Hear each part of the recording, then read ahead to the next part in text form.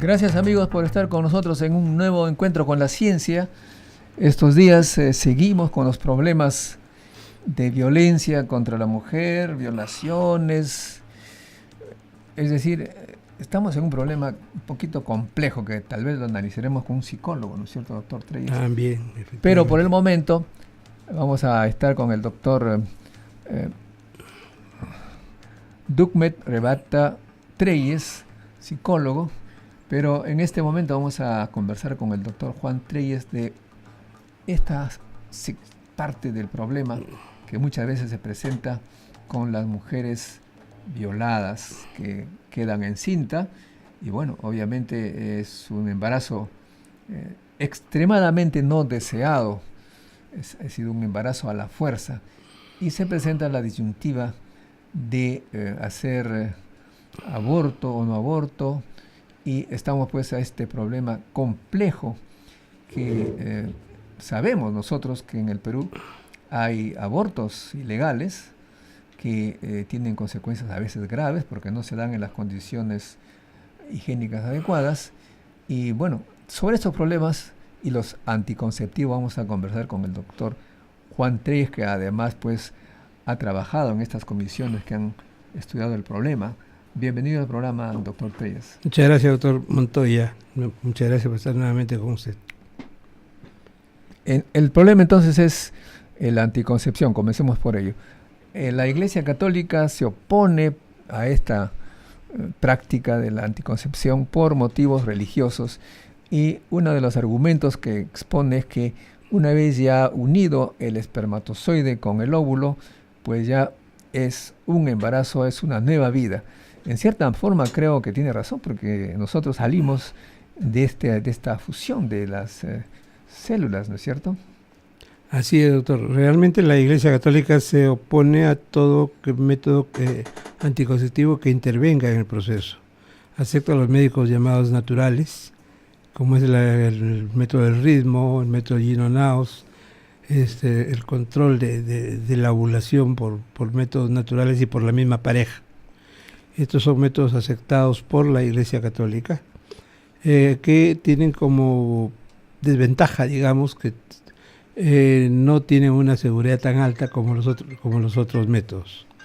Y eso es un problema difícil de manejar, mucho más en una sociedad, en una sociedad machista. Tenemos entonces el tema de los embarazos no deseados. Pero, ¿cuál es la estadística? ¿Tiene usted estadísticas de cuántos hijos peruanos son no deseados? Las estadísticas son bien difusas. No, son difusas, pero existen y son desalentadoras. Se supone que del 100% de embarazos en la mujer peruana, el 40% son no deseados. El 40%. Bueno, eso es bastante grave. Significa que el 40% de nosotros hemos sido no deseados. Increíble. Usted me está asustando, doctora. Parece que falta otra cifra, doctor. A ver. Y el número de abortos provocados supera los 300.000 al año. O sea, cada día hay aproximadamente 1.000 abortos provocados. Y de esos, ¿cuántos ante un médico? Ese es el otro gran problema, que muchos en este momento a nivel nacional, y usted encuentra en cualquier diario, en cualquier revista, regulación de la ovulación, y es simplemente un aborto ovular, ¿no? Que lo puede hacer el médico, lo puede hacer cualquier profesional, e incluso gente que no es profesional y que conoce algo del tema. O sea, un practicante no profesional, un yerbero, alguien que conoce. Y en este momento tenemos cifras más alentadoras en cuanto a supervivencia con los nuevos medicamentos que han surgido. Antiguamente eran causas de mortalidad materna muy elevada porque se recurría a cualquier método con tal de ocasionar un aborto. En la práctica me ha tocado incluso encontrar la fibra esta de la escoba, ¿no? Introducida en el útero, perforado para tratar de producir un aborto. Y eso produce infección y una serie de problemas que finalmente termina con la vida de la mama. Produce infecciones gravísimas y hace muchos años, cuando todavía era residente, teníamos oportunidad de ver aproximadamente 1 o 2 casos semanales graves que terminaban con la mutilación total de la mujer, porque para salvarle la vida había que hacerle extirpación de útero, ovarios, muchas veces resección de intestino, quedar con una bolsa colgando para recibir las deposiciones, porque el daño que se produce es muy alto, muy grave. Bueno, pero para evitar estos casos, obviamente la violación es una cosa compleja, pues ahí la persona debería tener el derecho de abortar, me parece a mí. ¿Usted cuál es su opinión? RBC. Que tiene derecho, yo creo que, personalmente creo que sí tiene el derecho. Pero legalmente no es posible. Legalmente no es posible, y en todo caso habría que dejarle a la mujer, a sus creencias religiosas y a su propia conciencia la decisión de hacerlo. Deberíamos dar la facilidad, o por lo menos dar la atención adecuada después de una violación.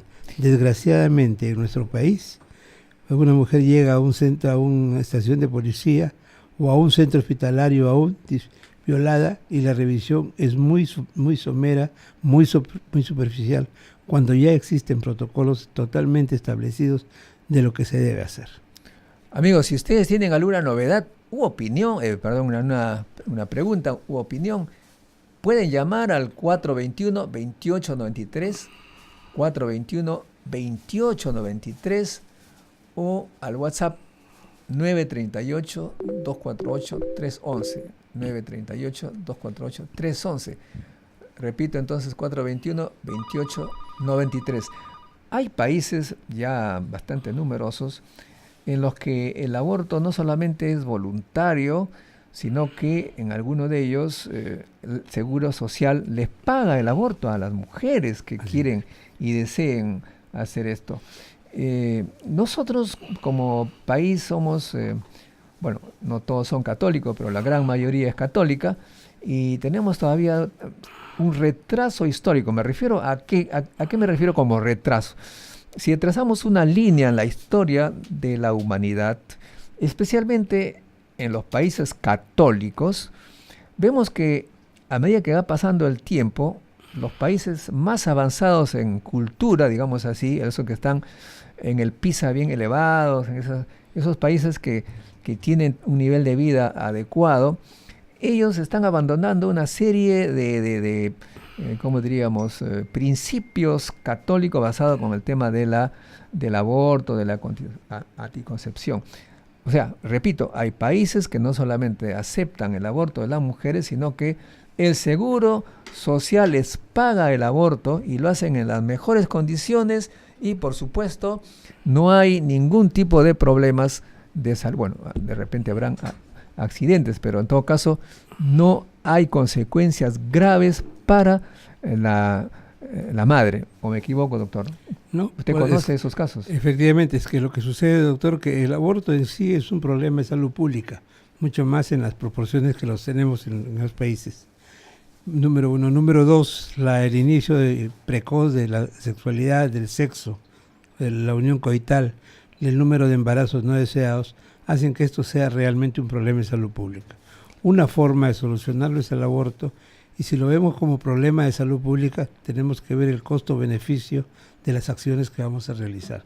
Es mucho más barato en términos de económicos y fundamentalmente en términos de salud de la población, que el Estado asuma esta responsabilidad y la seguridad social lo haga. ¿Por qué? Porque se hace en condiciones seguras. El problema es que nosotros, nuestras leyes no lo permiten, nuestros principios católicos muchas veces los anteponemos ante una decisión de este tipo, y se recurre supersticiamente a elementos que no tienen la seguridad del caso. Recurrimos a lo que conocemos como un aborto inseguro, y las complicaciones son muy elevadas, porque son complicaciones no solamente de la salud inmediata, sino de salud inmediata y a largo plazo, ¿no? Que son mujeres que van a tener una vida sexual totalmente alterada porque quedan con infecciones, con dolores, con problemas. Bueno, otro tema, doctor, respecto a este problema sexual, es nuestras costumbres siempre basadas en la religión católica, que dicho sea de paso, nuevamente, repito, en los países católicos que iniciaron el catolicismo antes que nosotros, ya abandonaron. Me refiero a los prejuicios, a la forma de mirar a las chicas que tienen relaciones sexuales. Vamos a conversar sobre este tema, las costumbres familiares, quiero decir, respecto a la hija, pero primero tenemos una llamada, por favor. Nombre y lugar de donde llama. Hola. Sí, lo escuchamos. Mi nombre es Michel Junior. Llamo desde Picopoto. ¿Cuál es su pregunta? A mí también me quisieron interrumpir cuando iba a dar esa vida.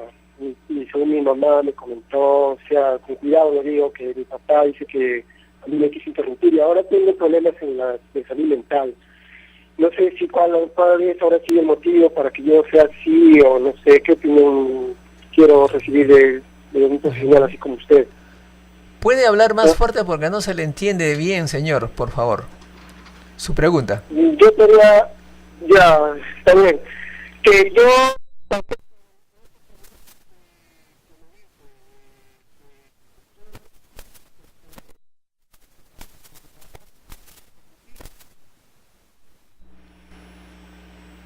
¿Qué problemas puedo tener ahora? Ya. Si interrumpir un embarazo tiene mucho que ver con el momento en que se decide hacerlo, cuanto más precoz tiene que ser, pero fundamentalmente con el convencimiento de la pareja. Eso no puede ser una cosa obligada de uno sobre el otro, de la pareja o de la persona, especialmente de la mujer, que tiene que tomar la decisión. Si no hay un convencimiento, el futuro psicológico también es incierto. Luego lo que hay que hacer es buscar el mejor sitio, buscar un aborto en condiciones seguras para evitar complicaciones. Generalmente los que tienen dinero, doctor, se van a otro país y abortan, donde está esto totalmente normal, ¿no es cierto? Así es. Y siempre los pobres salen desfavorecidos. En esta ecuación siempre. Ahora veamos, otro tema que como estábamos comenzando a hablar hace un momento. Países desarrollados, repito, católicos, iniciadores del catolicismo, que nos trajeron el catolicismo acá al Perú, pues tienen una apertura hacia las hijas y hacia los hijos, por supuesto. ¿A qué me refiero?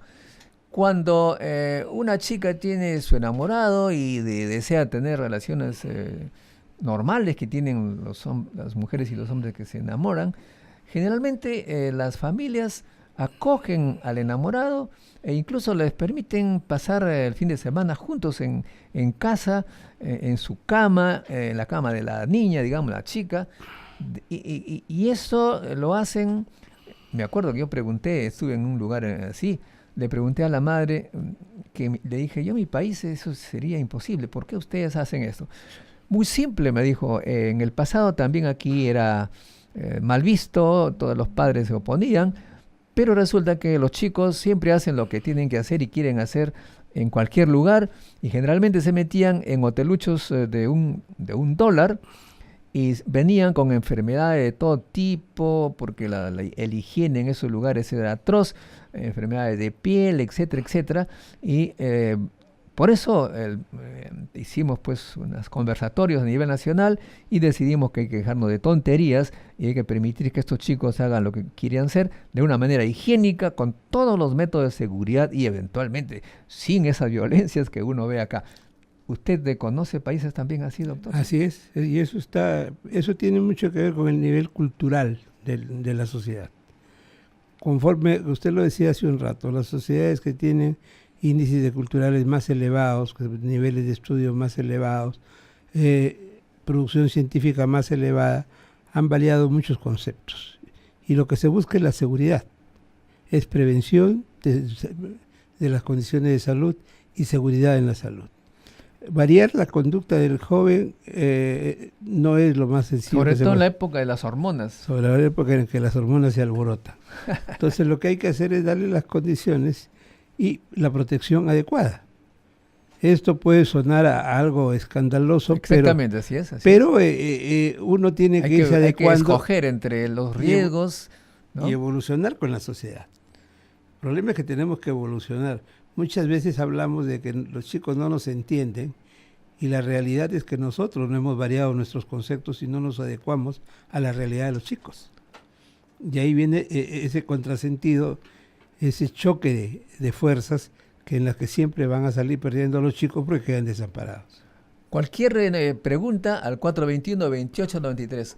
421-2893. Tenemos una llamada precisamente. Por favor, nombre y lugar donde llama. Buenos días, doctor Montoya. Juan Hurtado de La Molina. Dígame, ¿cómo quisiera comentar y aportar lo que dice el especialista, pero quisiera también indicar, en primer lugar, de que no se trata de distribuir a la población peruana los condones desde muy tierna edad, porque es despertarlos al sexo. Estamos viviendo en una sociedad, y sobre todo los gobernantes, que culpan mucho a la juventud y a las personas, pero ellos son los mismos causantes de todo esto. No es posible que en los programas llamados basura se haga programación no adecuada, despertar, inclusive el medio de transporte que se dijo que iba a ser mucho más cómodo, debería de tener una capacidad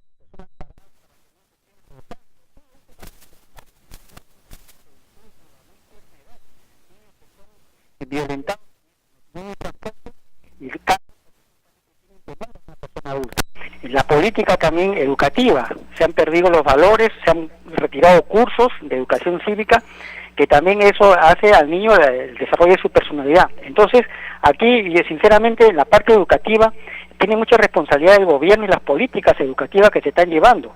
No es posible que se diga que solamente acá en el Perú se está incrementando el sexo a partir de los 9 o 10 años, sin tener la gran responsabilidad del gobierno. Estamos viviendo en una sociedad hipócrita en la cual estamos echando toda la culpa a los violadores. Los violadores son producto de una sociedad enferma desde la época de Fujimori, que nos creó con estos programas basura, y en los paraderos, los diarios, con señoritas o señoras semidesnudas, donde los niños al tomar sus vehículos en los paraderos tenían que observar esas escenas de pornografía barata, que lo tenían a exhibición. Y hasta este momento las regulaciones no se dan. Bueno, es bien, pues el señor Belmont hizo un proyecto de ley para la protección al menor y no se ha dado. Muchas gracias, señor, por su opinión. ¿Cuál es su idea, doctor? En general tiene mucha razón en las cosas que ha dicho. No estoy de acuerdo con ponerle etiqueta a uno u otro gobernante, porque es parte de la evolución de una sociedad, de una cultura y de ser partícipes de una religión que muchas veces nos hace ver las cosas de manera diferente según el ángulo en que estemos. Que la educación es uno de los pilares fundamentales, total y absolutamente de acuerdo. Que es parte que es responsabilidad del Estado, total y absolutamente de acuerdo. Pero también es responsabilidad de los padres de familia. Bueno, ahí empieza la responsabilidad. Acá hay una pregunta, doctor, dice algunas ideas que aquellas mujeres que usan anticonceptivos se pueden quedar estériles. Eso es totalmente falso, ¿no? Total y absolutamente falso. Probablemente cuando empieza la etapa de los anticonceptivos orales combinados, ya por los años 60, se pensaba que podían quedar estériles y era en razón de la alta concentración de hormonas que tenía. En este momento esa concentración ha disminuido montones de veces, muchas veces, y los anticonceptivos que se usan en este momento revierten la fertilidad máximo a los 6 meses de dejar de usarse. Ahora bien, entonces todo esto es pues parte de la cultura y claro, también la evolución de la moda. Mucha gente se queja, yo he sido testigo en los restaurantes ahora, realmente la moda de las chicas se usa prácticamente los 3/4 partes del seno son mostrados a su invitado en la cena en los restaurantes de lujo. Eso es totalmente, uno puede ser libre de hacer todas estas cosas, pero ¿debería haber un límite según usted? ¿Qué piensa? Ahí juegan los derechos de las personas. Claro, pero incluso en la televisión veo que algunas chicas que dicen las noticias ya muestran también gran parte de los senos. Así es. Pues, en canales de televisión, esos que se llaman de elegancia y de... Serios. ¿No? Serios, ¿no? Como digo, es parte del derecho de las personas, claro. y es parte de la educación. Pero hay gente que se siente agredida un poco, ¿eh? De la gente, los televidentes, quiero decir. Puede ser, Cambia de canal, ¿no? puede ser que se sientan agredidos, pero no podemos cerrar los ojos a una realidad. Y debemos, como Cuando yo éramos insisto, jóvenes, las chicas andaban pues con la falda hasta la rodilla. Dicen que antes... ya era más abajo antes. Bueno, ahora vamos al tema que da origen a este asunto, el embarazo.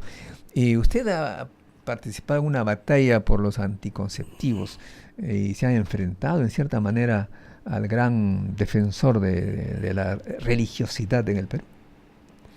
¿Cómo ha evolucionado esta situación? ¿Seguimos en problemas, en confrontación o ha disminuido? El uso de anticonceptivos siempre ha sido un motivo de diferentes opiniones entre la ciencia y parte de la iglesia y de la religión en general. E igual, los países que inventaron el catolicismo ya de lejos han abandonado y nosotros que adquirimos esta religión siempre atrás. Pues eso se llama subdesarrollo, estar atrás del que inicia las cosas, ¿no? Incluso, mire, aquí en América Latina, Chile era el país más recalcitrante en cuanto al uso de anticonceptivos y al uso de la anticoncepción oral de emergencia, y en este momento ya lo aceptaron, ya está legalizado, ya está legislado. ¿Por qué? Porque se ha avanzado con el conocimiento, se ha demostrado que el gran temor era que esto era abortivo, que estas sustancias que se usaban como anticonceptivos eran abortivos, que la anticoncepción oral de emergencia era abortiva, lo cual científicamente se ha demostrado que no es cierto. Mucha gente no lo quiere aceptar, pero si vamos a hablar de medicina basada en evidencia, si vamos a hablar de avances científicos, y en este programa suyo, que justamente se trata de eso, debemos recalcar que la ciencia ha demostrado que esto no es abortivo. Y si está demostrado ya fehacientemente, ¿por qué seguir poniéndole peros? O sea que estamos pues ante una situación más bien de cultura, de religión, y la religión no tiene nada que ver con la ciencia ni la ciencia con la religión. Son dos cosas totalmente diferentes. Uno puede tener fe y siendo científico, o puede ser científico y no tener fe, etcétera. En fin. Bueno, doctor, finalmente, respecto a usted es ginecólogo. Así es.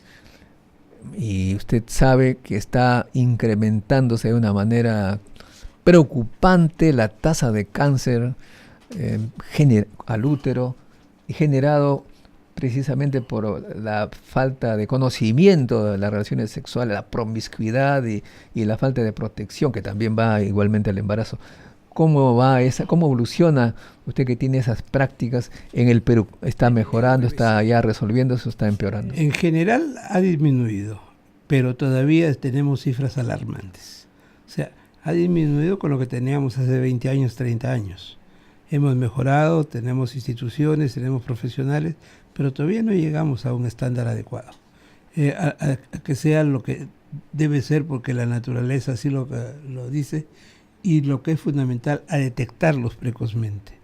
Eso nos lleva nuevamente a la cuestión educacional, nos lleva a la cuestión cultural, porque mucha gente no acude al servicio médico en forma oportuna, porque no quiere o porque no tiene acceso, y volvemos nuevamente a la responsabilidad del Estado.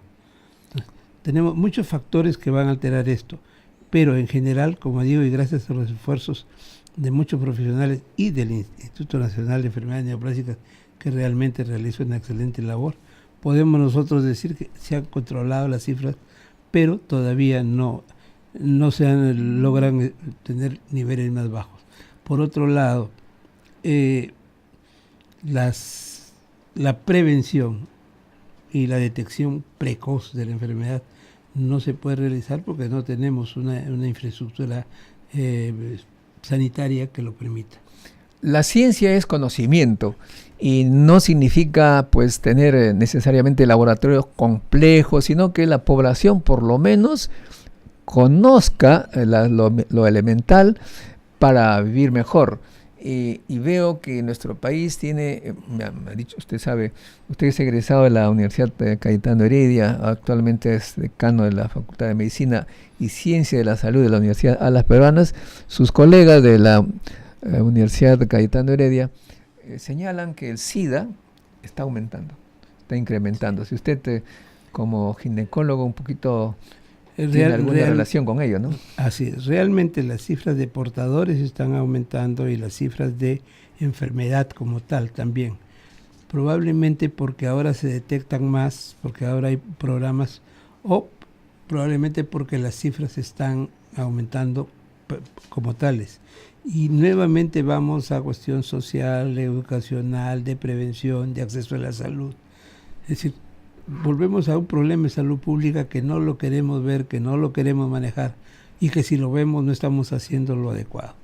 Y en el Ministerio de Educación se hacen muy grandes problemas con la opinión pública, una opinión pública muy respetable, por supuesto, pero que muchas veces está influenciada por la no ciencia, la falta de conocimiento y algunos siempre manipuladores que no solamente son políticos, sino hay intereses privados, ¿no? Nosotros queremos impulsar ya desde ese tiempo, desde la Sociedad de Obstetricia y Ginecología y ahora desde la Universidad a las Peruanas, queremos que el médico, el especialista en salud, trabaje de la mano con el docente de todos los niveles, porque es la única forma de llegar a la población, a través del personal docente de primaria, de secundaria, de inicial, para poder llegar e impartir conocimientos no solamente al niño, sino también a los padres.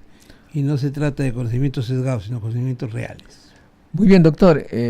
Juan Treyes, muy interesante esta entrevista, ¿no? Sobre todo a los oyentes que pueden llamarnos, hacernos las últimas llamadas al 421-2893, 421-2893. Estos temas son difícilmente abordados por la población. Hay mucho prejuicio que es generado pues por nuestra cultura.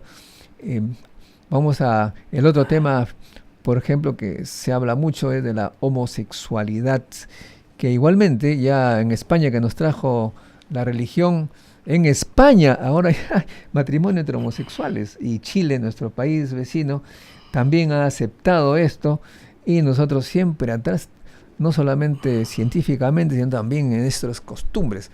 Obviamente la religión la iglesia tendría que un poquito cambiar, porque de repente si no va a perder poco a poco fieles, y debido a que la internet, los medios de comunicación internacional nos están hablando de un mundo totalmente diferente, y nosotros estamos quedándonos un poquito en la margen de un mundo evolucionado. Efectivamente, tenemos muchas cosas que hacer, muchas cosas que aprender y sobre todo muchas cosas que desaprender. Tenemos que desaprender muchas cosas que aprendimos mal, muchos conceptos que entendimos mal y muchos principios que aplicamos mal. Gracias, doctor. Ha sido un honor estar conversando con usted, y espero pues que sigamos impartiendo algunos conocimientos que usted ha adquirido en los tan largos años de vida profesional. Muchas gracias, doctor. Ha sido un placer estar con usted y un honor, efectivamente. Muchas gracias. Regresamos.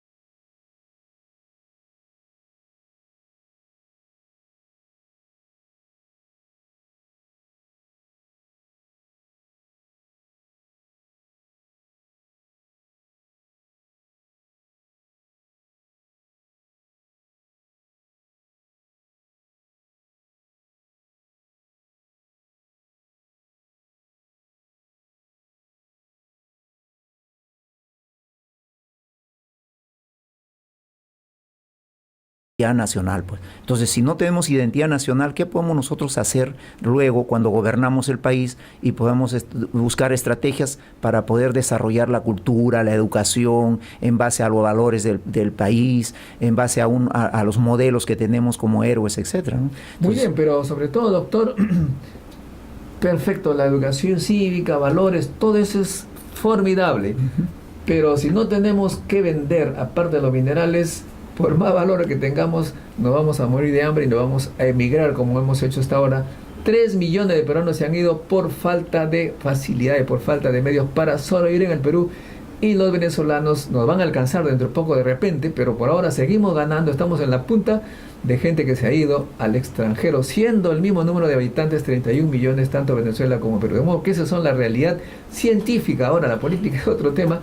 Si no tenemos nosotros recursos intelectuales para producir para la exportación, estaremos siempre en problemas. Por eso, amigos, no se olviden, partidodelaCiencia.com, el movimiento MC², movimiento de ciudadanos por la ciencia. Y no se olviden, este sábado tenemos el curso de simulación Monte Carlo, que es de alta ciencia y tecnología para todos los profesionales, el 24 de febrero de 3 a 7 p.m., 24 de febrero, que es sábado. Ustedes pueden obtener la información en www.cienciaperú.org, cienciaperú.org, un curso que sirve para todos los profesionales. Amigos, hasta un próximo encuentro con la ciencia. Y muchas gracias, doctor, por estar con nosotros. Muchas gracias, doctor Modé. Estamos para atender cualquier llamado, así es que a disposición también en cualquier tema que sea de interés para nuestra población y sobre todo justamente de ciencia y tecnología. Gracias, amigos. Gracias. Hasta un próximo encuentro con la ciencia. Foto.